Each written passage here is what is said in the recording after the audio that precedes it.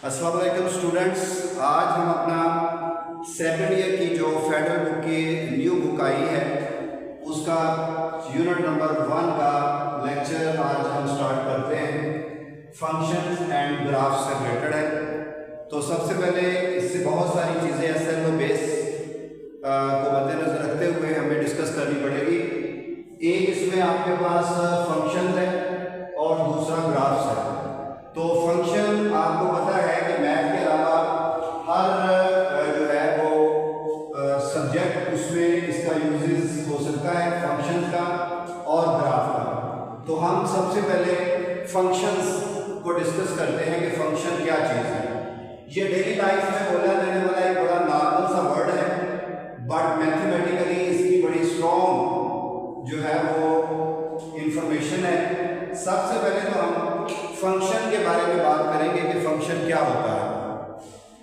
मैं सबसे पहले आपको इसकी डिटेल समझाने के लिए इसकी एक बहुत सिंपल सी डेफिनेशन लिखूंगा। इसके बारे में मैं कहता हूं कि फंक्शन जो है द कॉम्बिनेशन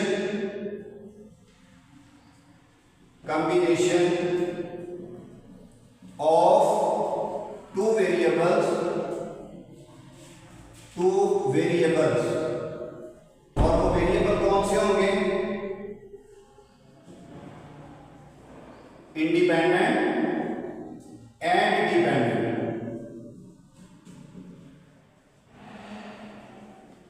डिपेंडेंट और इंडिपेंडेंट वेरिएबल्स का कॉम्बिनेशन जो है वो फंक्शन बनता है। ये बड़ी एक नॉर्मल सी है डेफिनेशन। फिर मैं बताऊंगा कि ये डेफिनेशन जो है वो वीक कैसे है और इसको हम डिस्कस करके स्ट्रॉन्ग कैसे बनाएंगे। तो सबसे पहले मैं आपको एक फंक्शन लिखने लगा हूं। मसलन लिखा हुआ है y is equal to x plus 1। y is equal to x plus 1। मैं इस तरह करता हूं कि यहां पर x की जगह पे कुछ वैल्यू पुट कर देता हूं, मसलन 1 2 3 कुछ वैल्यू पुट कर देता हूं।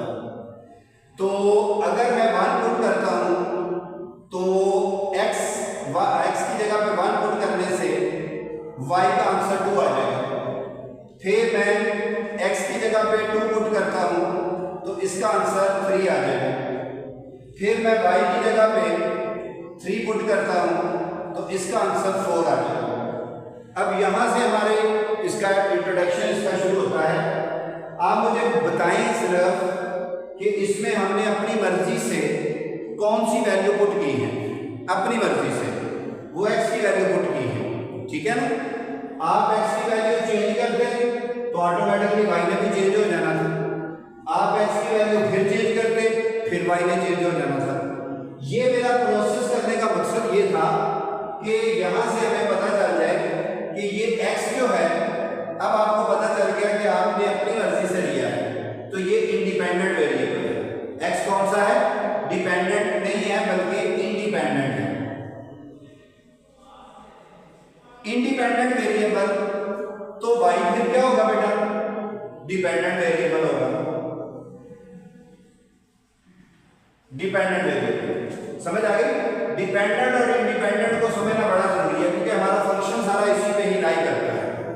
अच्छा बेटा देखो, अगर आपने x की जगह पे 5 पुट करना होता तो y कहता जी कि मैं 6 मान गया। इसका मतलब y डिपेंड कर रहा है ना x की वैल्यू की। x की वैल्यू जिस तरह की देते जाएंगे हमारे पास वो आंसर y का जो है वो बनता जाएगा। अच्छा अब आपको गौर करें कि इंडिपेंडेंट जो है ये मैंने पुट नहीं की वैल्यू 1 2 3 पुटिंग वैल्यू हुई मैं, तो क्या मैं इंडिपेंडेंट को अगर इनपुट का नाम दे दूं तो गलत नहीं होगा? हो सकता है ना इनपुट। ये हमारे पास है इंडिपेंडेंट और इसी को हम कहेंगे इनपुट भी। तो दो नाम हो गए फिर, इंडिपेंडेंट भी और इनपुट भी। अब दूसरी बात ये है कि अगर ये इनपुट है तो डिपेंडेंट क्या होगा? फिर आउटपुट होगा। तो ये हमारे पास डिपेंडेंट वेरिएबल जो है ये आउटपुट होगा। इसको हम आउटपुट का नाम दे देते हैं। क्या क्लियर? अब इंडिपेंडेंट और इनपुट, डिपेंडेंट और आउटपुट आ गया। फिर एक और बात याद रखनी है कि इंडिपेंडेंट और इनपुट जो है इसका अगर एक और नाम देखें तो जो वैल्यू इंडिपेंडेंट होती है उसको हम एक और नाम दे देते हैं, उसको बेटा डोमेन कहते हैं। क्या कहते हैं उसको?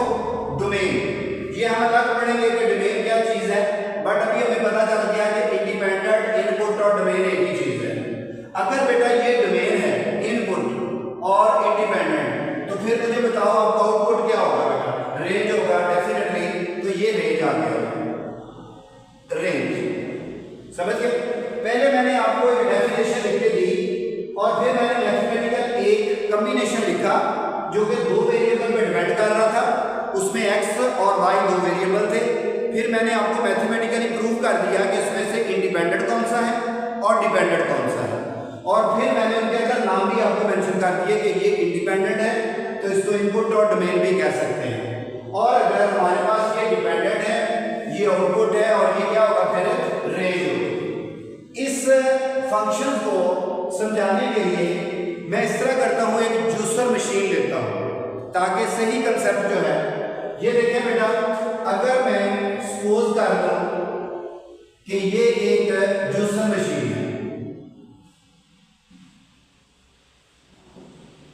लेट ये जूसर मशीन है, ये जूसर मशीन है। अच्छा, इस जूसर मशीन में अगर आप देखें तो मैं इस तरह करता हूं, ऑरेंज जो है इसमें डालता हूं जूसर मशीन में। तो ये ऑरेंज जो है मैंने अपनी मर्जी से डाला है, तो इसका मतलब मेरे पे डिपेंड था ना, मैं इंडिपेंडेंट था, मैं ऑरेंज डाल देता, कुछ और भी डाल सकता था। तो ऑरेंज हमारे पास जो है वो क्या होगा? इंडिपेंडेंट। या आप ये कह सकते हैं कि ये हमारा क्या होगा जी? इनपुट। ऑरेंज, इनपुट और इंडिपेंडेंट, यही है।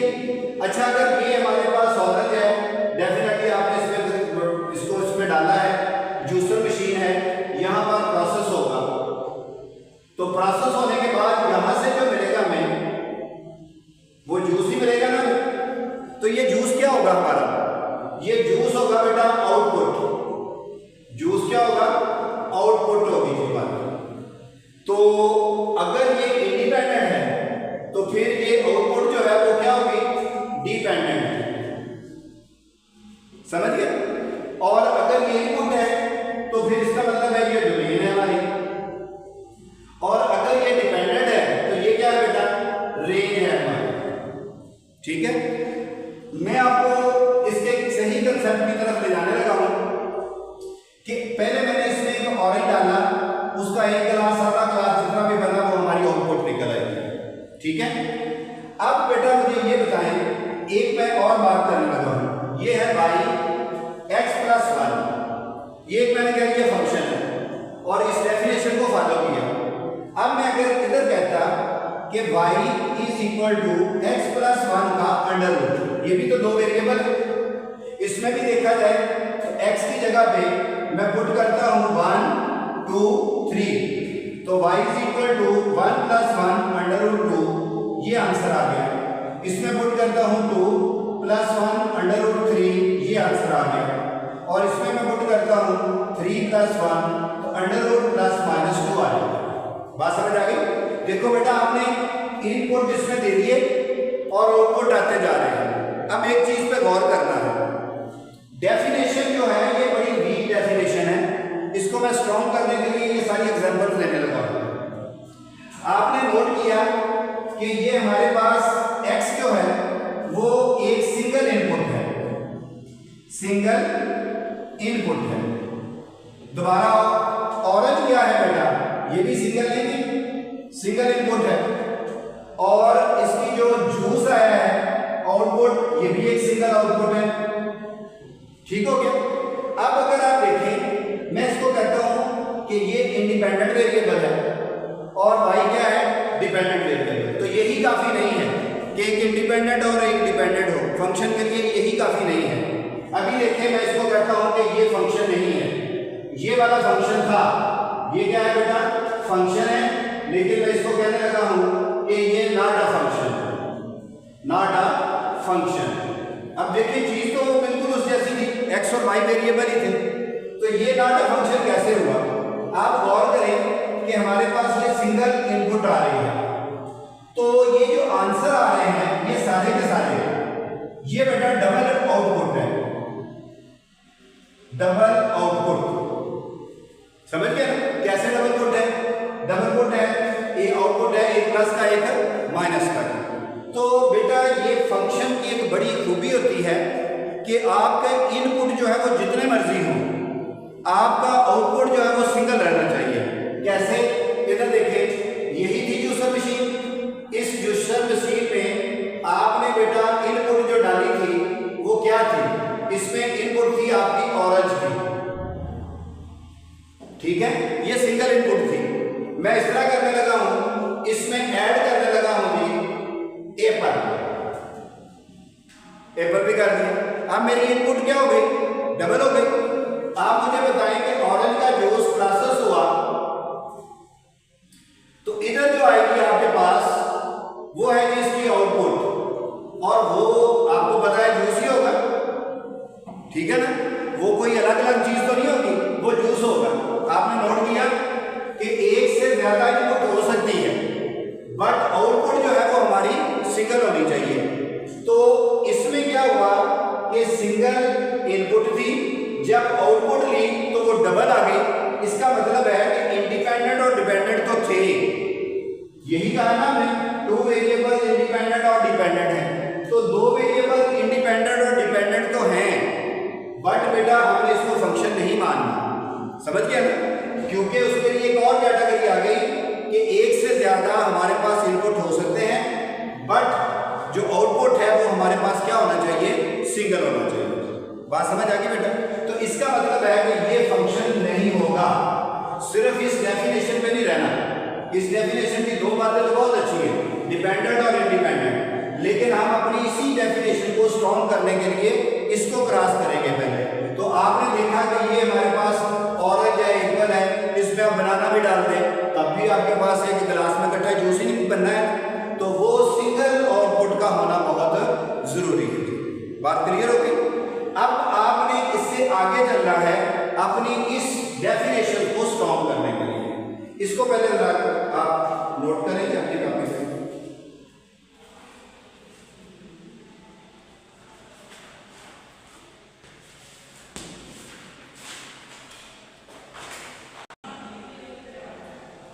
अच्छा बेटा, फंक्शंस के बारे में तो ये बता दिया है कि दो वेरिएबल होते हैं, इंडिपेंडेंट और डिपेंडेंट, और मैथमेटिकली भी इसको बताया हमने कि अगर एक सिंगल इनपुट है या मोर देन सिंगल इनपुट है तो आउटपुट हमारी जो है वो सिंगल ही रहनी चाहिए।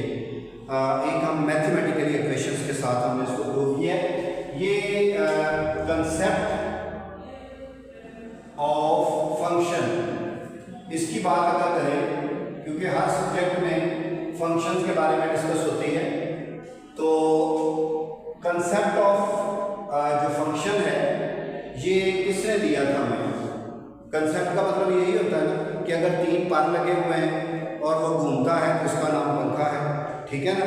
अगर चार लेग्स हैं और बैठने की जगह है तो इसका मतलब चेयर, ये कंसेप्ट ही है।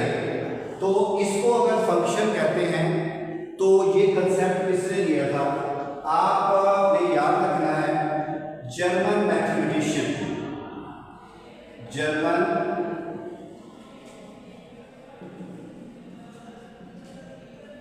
मैथमेटिशियन, नाम उसका याद रखना बेटा, लैप्लेस इंट्रोड्यूस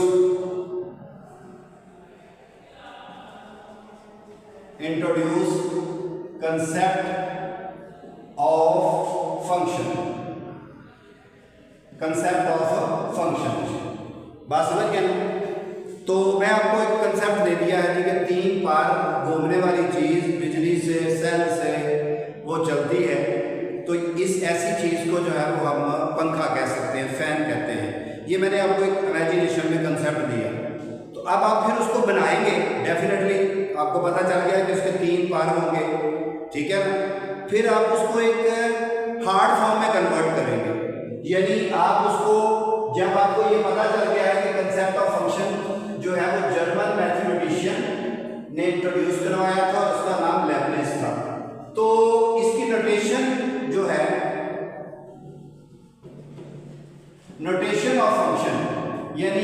फंक्शन जो है वो कैसे लिखा जाता है।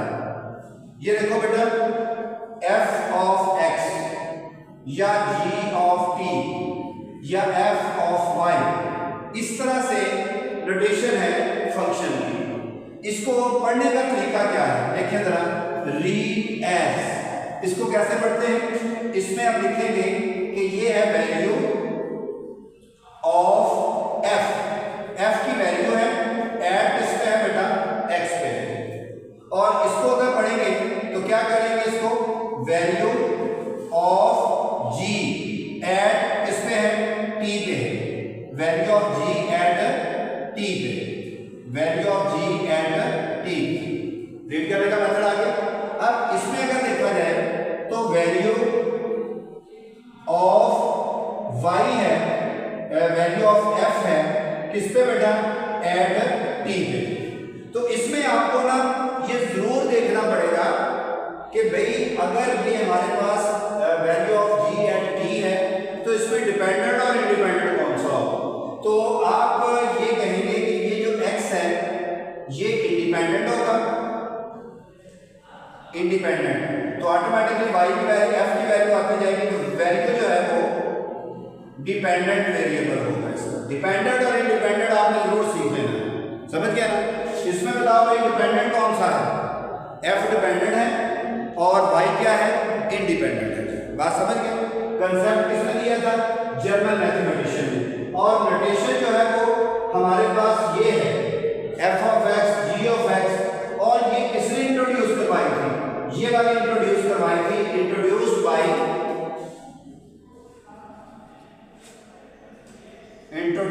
Bye Swiss mathematician.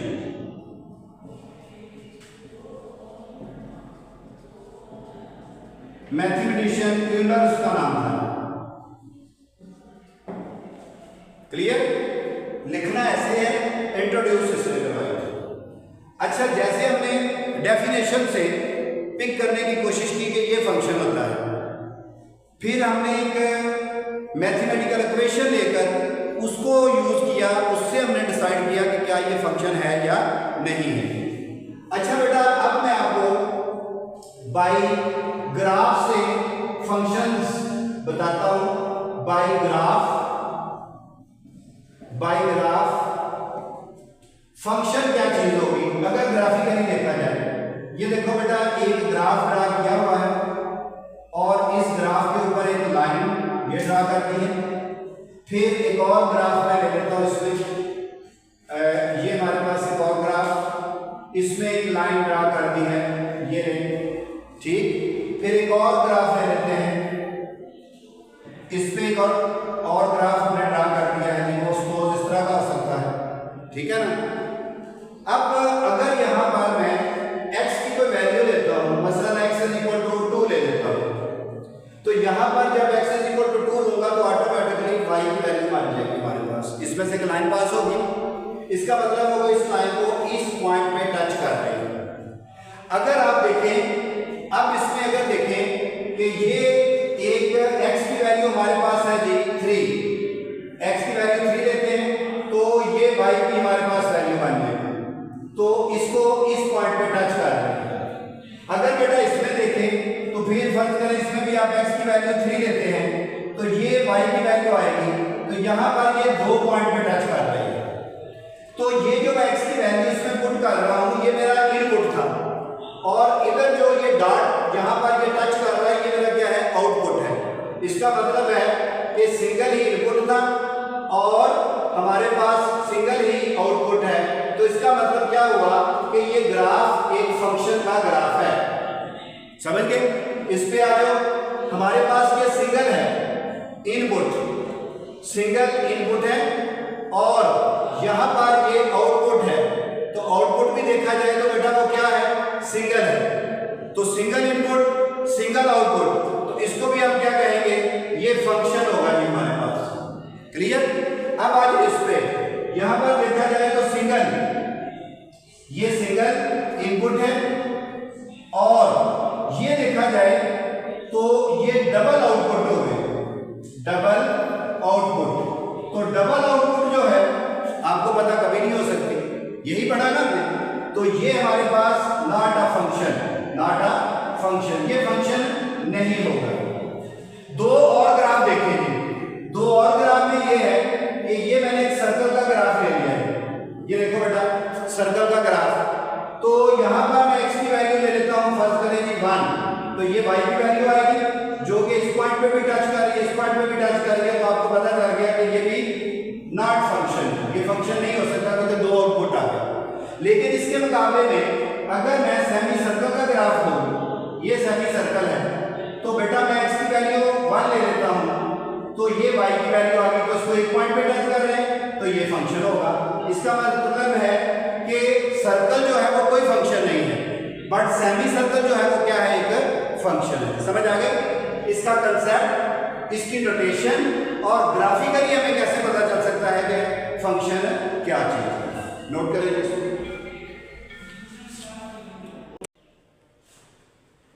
चलो बेटा फिर फंक्शंस को समझने के लिए अब हम जूसर मशीन की बजाय फ्लोर मिल ले लेते हैं।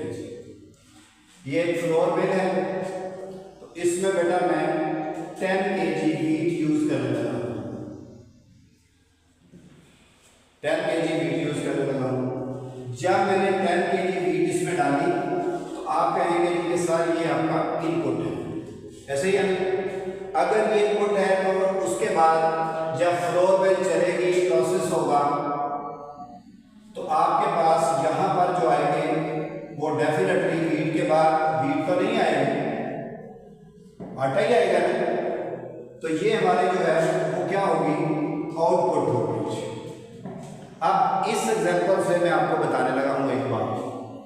आप मुझे बताएंगे आपने 10 kg इसमें गंदम डाली, तो मान लेते हैं जी कि 10 kg ही आटा उसमें से निकल आया, होता नहीं है, आपने नोट किया होगा। अगर आप 10 kg इनपुट डालते हैं, मान लिया जी, और कब मानेंगे ये भी बताता हूं।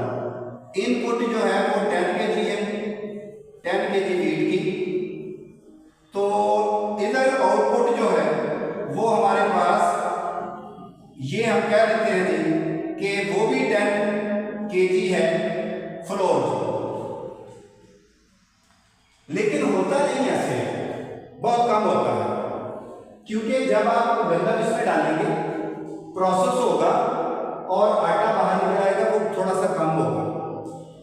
बाकी किधर क्या है, इस प्रोसेस के जो मशीन के पुर्जे हैं उसमें आपको पता है कि आटा लग गया, वो थोड़ा सा कम हो गया। तो वो आटा जो है ये नहीं हो सकता कि 10 kg की डाले और फ्लोर 5 kg निकले, आप कहेंगे बाकी मशीन खा गई, ऐसा नहीं हो सकता। हाँ थोड़ा सा कम हो गया जो कि बियरेबल है, तो हम कहेंगे कि फिर यहाँ से नतीजा ये निकाल सकते हैं कि नहीं हो सकता है कि आप पुर्जों को अच्छे तरीके से झाड़ लें बुरुश के साथ, के नहीं भी हमारा आटा पूरा करो, खोले मशीन को और झाड़े और कहेंगे ले जी आटा बाहर तो नहीं कहीं जाएगा, वो आपको पूरा मिल जाएगा इनपुट और आउटपुट। तो आप कह सकते हैं कि इनपुट आउटपुट के बराबर हो सकती है, इनपुट आउटपुट के बराबर हो सकती है, लेकिन अक्सर नहीं होता, पता है ना। तो हम ये एक पॉइंट ये हो गया। दूसरा पॉइंट हम ये कह सकते हैं कि बेटा जो हमारी इनपुट होती है वो हमेशा ग्रेटर रहती है और आउटपुट कम भी हो सकता है ना। इनपुट ग्रेटर है, 10 kg आटा थोड़ा सा कम निकल आया, हो सकता है, ये भी मैंने बता दिया, कम क्यों और प्रोसेस में यूज हो गया।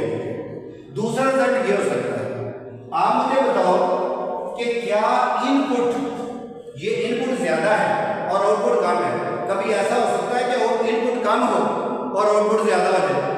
नहीं हो सकता। क्या 10 kg उसमें वीट डालें और 12 kg?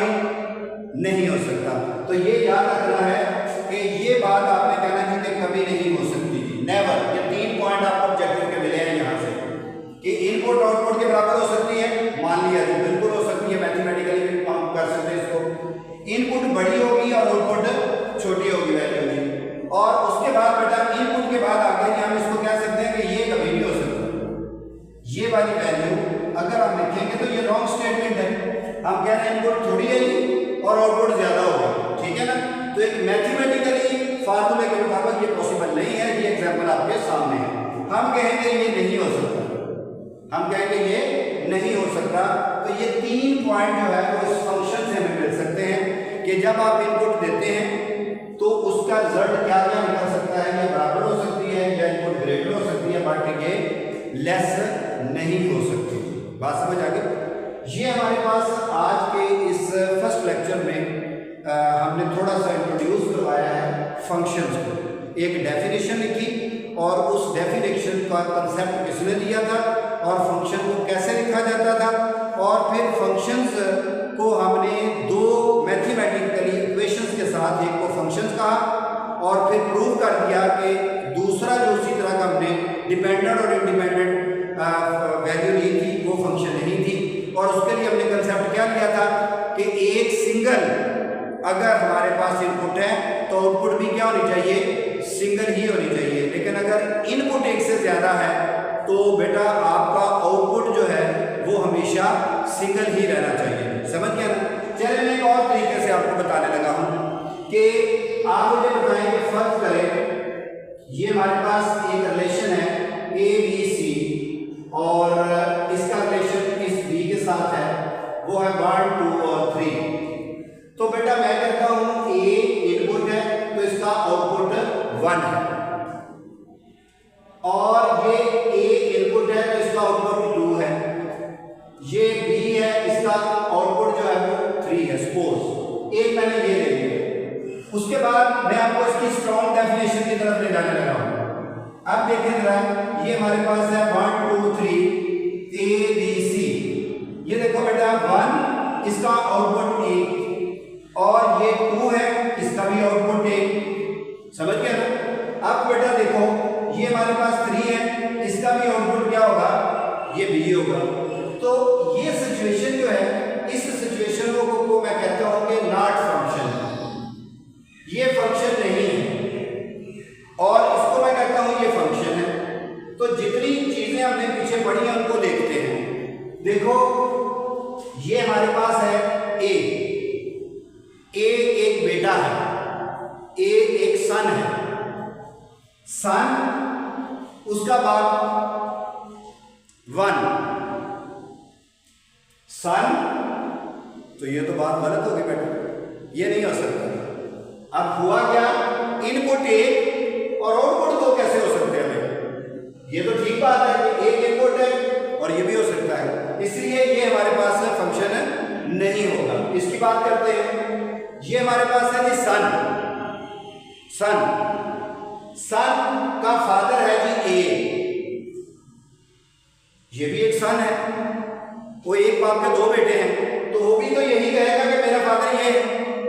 तो ये क्या हमारी इनपुट है, इसका आउटपुट ए है, तो 2 का भी आउटपुट ए है, तो एक से ज्यादा इनपुट का आउटपुट 1 हो सकता है, इसलिए ये हमारे पास क्या है, फंक्शन है। ये भी मैं फिर अभी आपको दरमियान में रुक गया हूं।